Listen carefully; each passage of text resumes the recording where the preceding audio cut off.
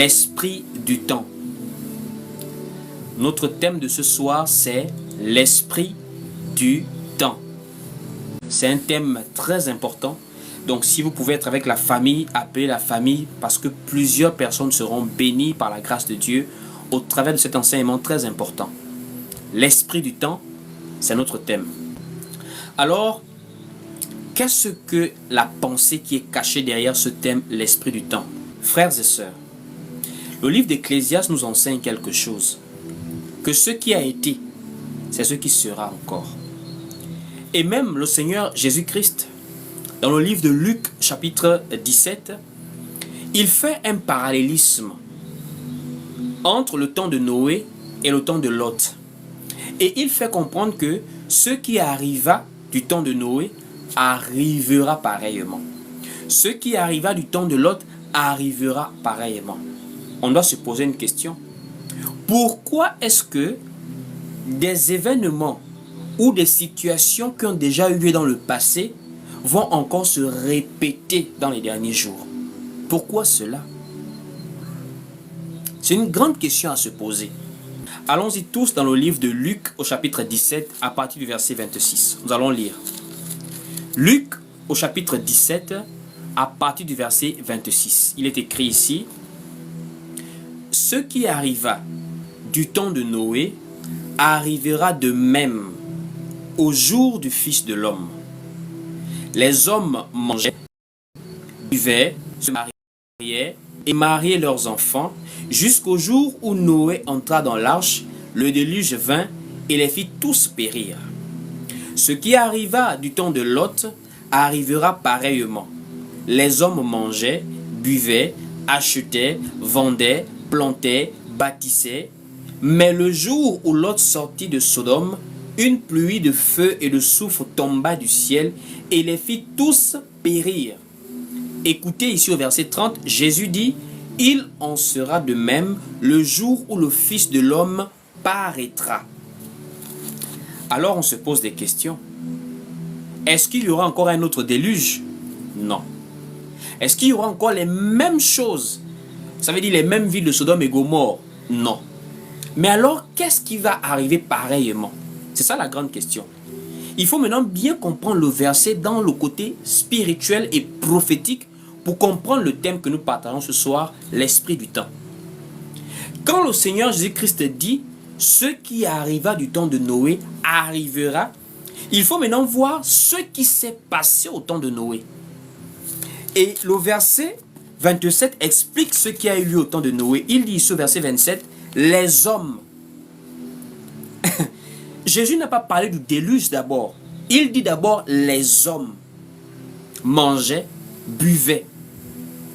Donc quand Jésus-Christ parle de ce qui s'est passé au temps de Noé et qui arrivera encore, il est en train de parler de l'être humain, dans sa conduite, dans les actes que l'homme va poser. Parce qu'il ne dit pas non, on a conçu l'arche, il y a eu un déluge. Non, il pointe d'abord la responsabilité aux hommes. Il dit les hommes mangeaient, buvaient.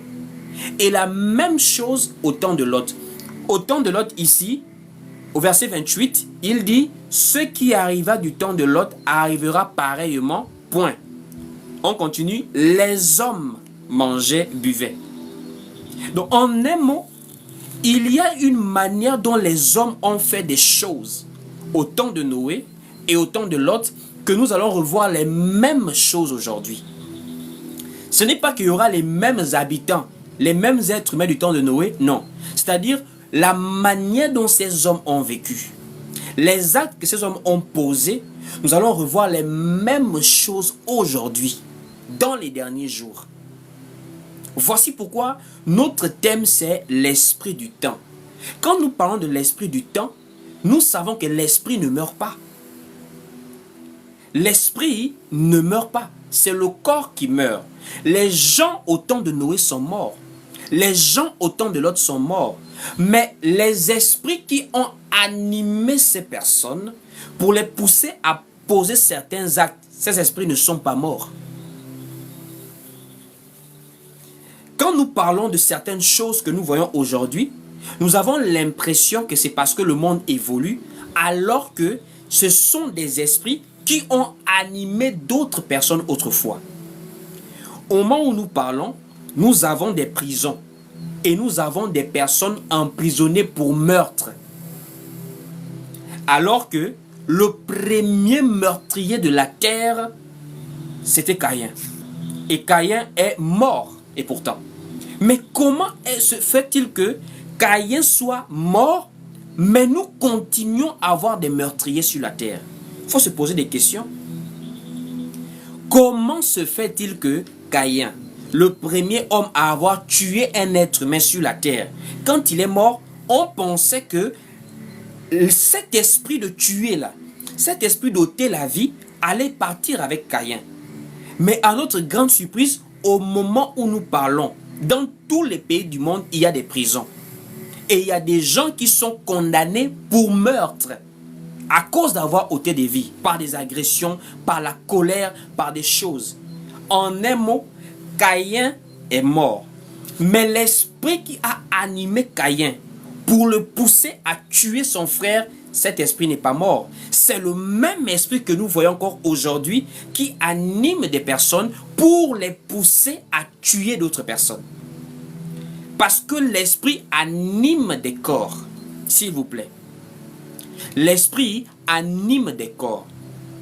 On va voir d'abord ce qui s'est passé au temps de Noé.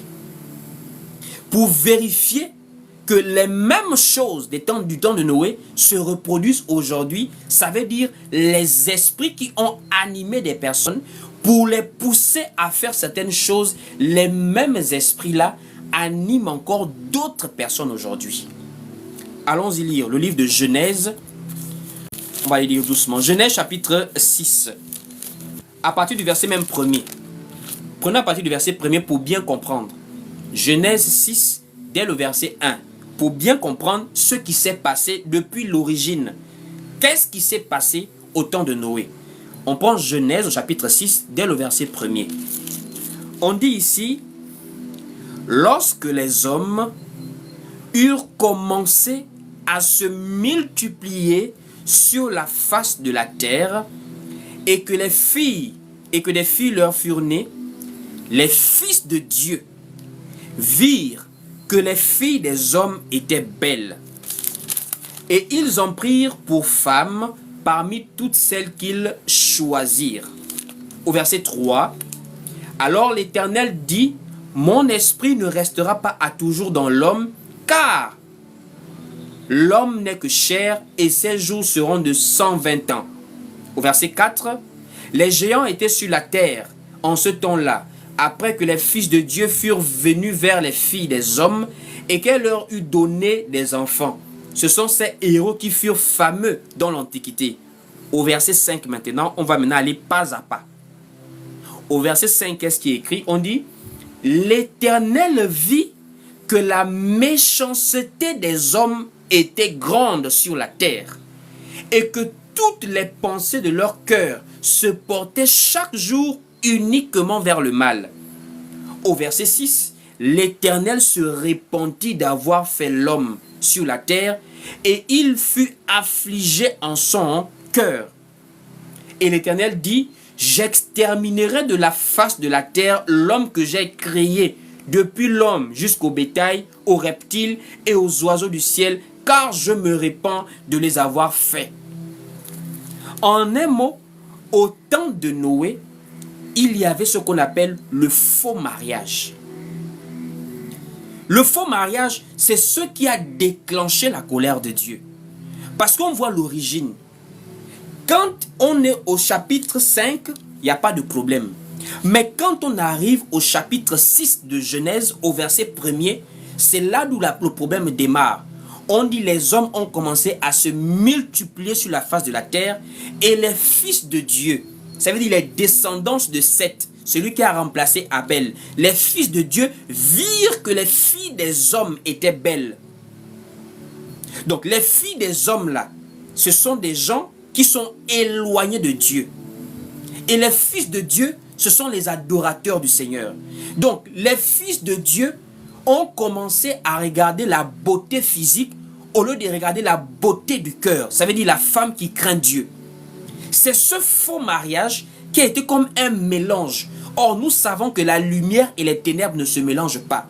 Le livre de 2 Corinthiens chapitre 6 au verset 14, l'apôtre Paul est clair. Il n'y a pas de mélange entre la lumière et les ténèbres, entre les fidèles et les infidèles. Mais nous voyons maintenant ici dans Genèse 6, à partir du verset 1er 2, qu'il y a maintenant un faux mariage. Le mariage qui est basé sur la beauté physique. Voici pourquoi on dit, au temps de Noé, qu'est-ce qui s'est passé? On dit, les hommes se mariaient et mariaient leurs enfants. Alors que le mariage n'est pas un péché à la base, puisque c'est Dieu qui a institué le mariage.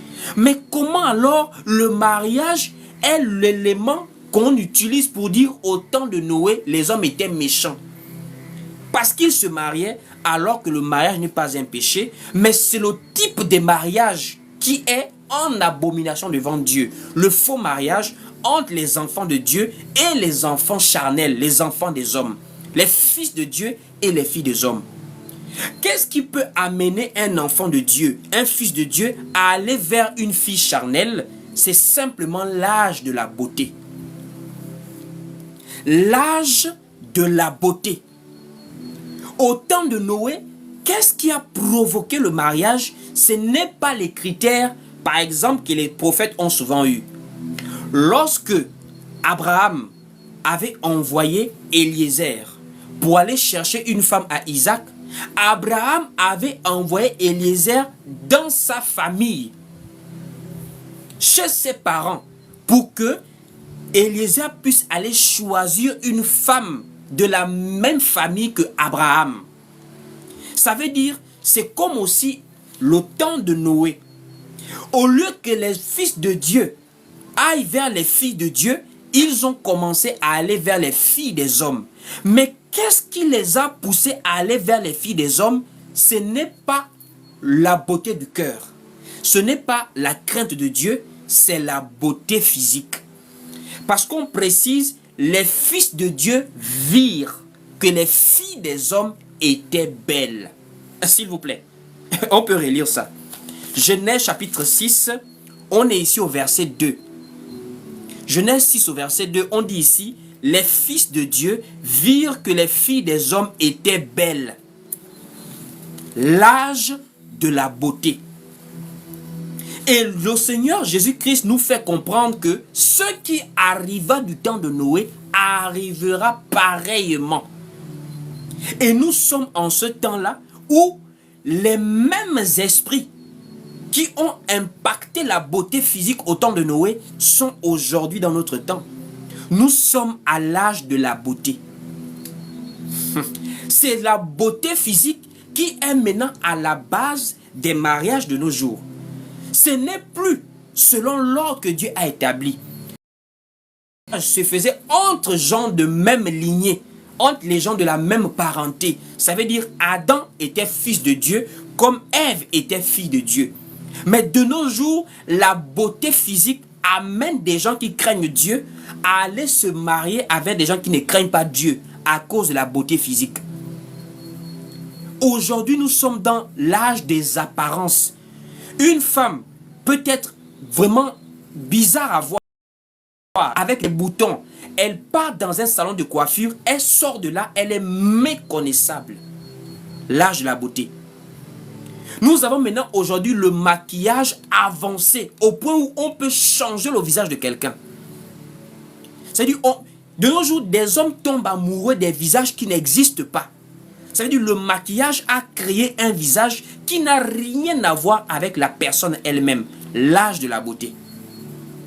Ça vient par le maquillage.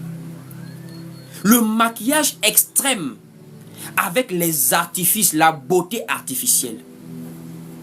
De nos jours, même des enfants de 15 ans, avec des tissages, avec des perruques, avec des maquillages, peuvent se faire passer pour des femmes de 25 ans. Nous sommes à l'âge de la beauté. Nous sommes au temps des réseaux sociaux et des applications, où à base d'une photo, quelqu'un peut véritablement avoir des hommes qui la suivent sur Snapchat, sur Instagram, l'âge de la beauté. Nous sommes à l'époque de la chirurgie. C'est-à-dire, de nos jours, si une femme n'est pas belle à voir, c'est parce qu'elle ne veut pas elle-même. De nos jours, peu importe ton apparence physique, tu peux décider d'être comme tu veux. Tu peux mettre des faux seins, des fausses fesses, tu peux mettre tout est faux chez toi. Changer le nez, changer la couleur des lèvres, changer tout, rétrécir tout. Nous sommes dans l'âge de la beauté. Et c'est cet âge de la beauté qui fait maintenant les mariages de nos jours. Voici pourquoi vous voyez à la mairie, le plus grand taux de divorce, ce ne sont pas les non-croyants, c'est maintenant des chrétiens. Pourquoi? Les mariages qui sont faits à la base de la beauté, ce sont des mariages qui se brisent après, en cascade. Donc ça veut dire, les mêmes esprits qui ont mis en avant la beauté physique et qui ont mis en arrière la beauté intérieure, ce sont les mêmes esprits que nous voyons aujourd'hui. L'esprit du temps actuel, c'est l'esprit qui a animé les gens au temps de Noé. Les hommes ne cherchent plus les femmes qui ont la beauté intérieure.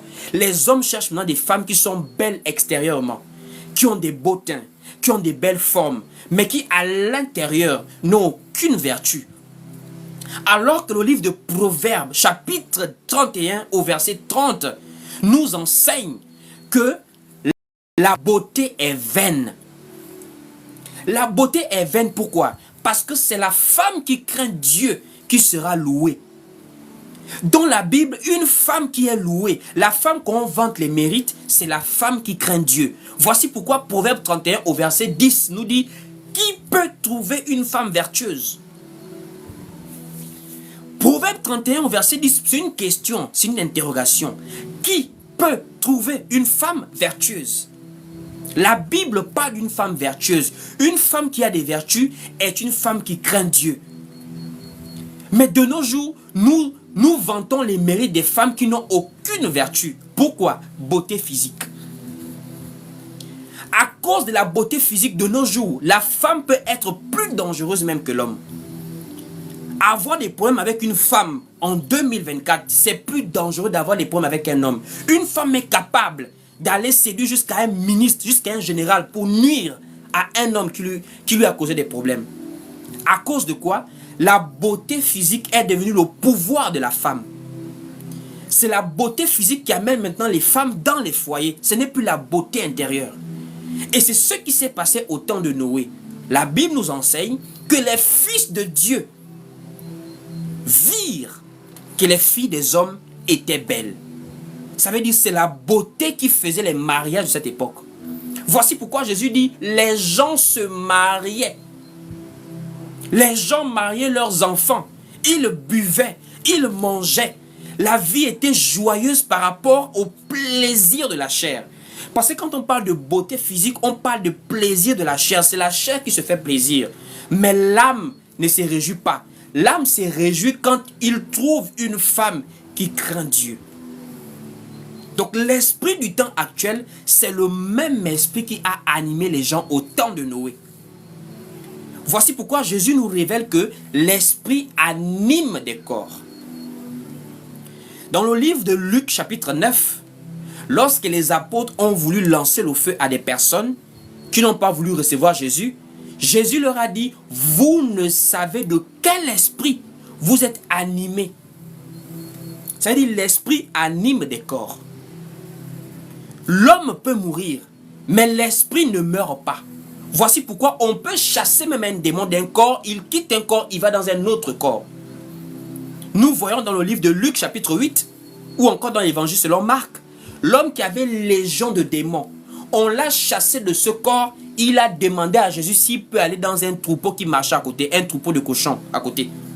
Ça veut dire les esprits animent des corps. Donc ce qui s'est passé au temps de Noé, nous le vivons actuellement, l'âge de la beauté physique. L'âge de la beauté physique. Voici pourquoi toi mon frère, que cette histoire te serve de leçon, à ne pas tomber sur le piège de l'esprit du temps. L'esprit qui met en avant la beauté physique, mais qui n'a plus rien à voir avec la pureté du cœur. De nos jours, les gens ne cherchent plus à avoir des valeurs, parce que ça n'attire plus dans le foyer. Ce qui amène maintenant des gens à se mettre ensemble, c'est la beauté physique. Et c'est ce qui s'est passé au temps de Noé.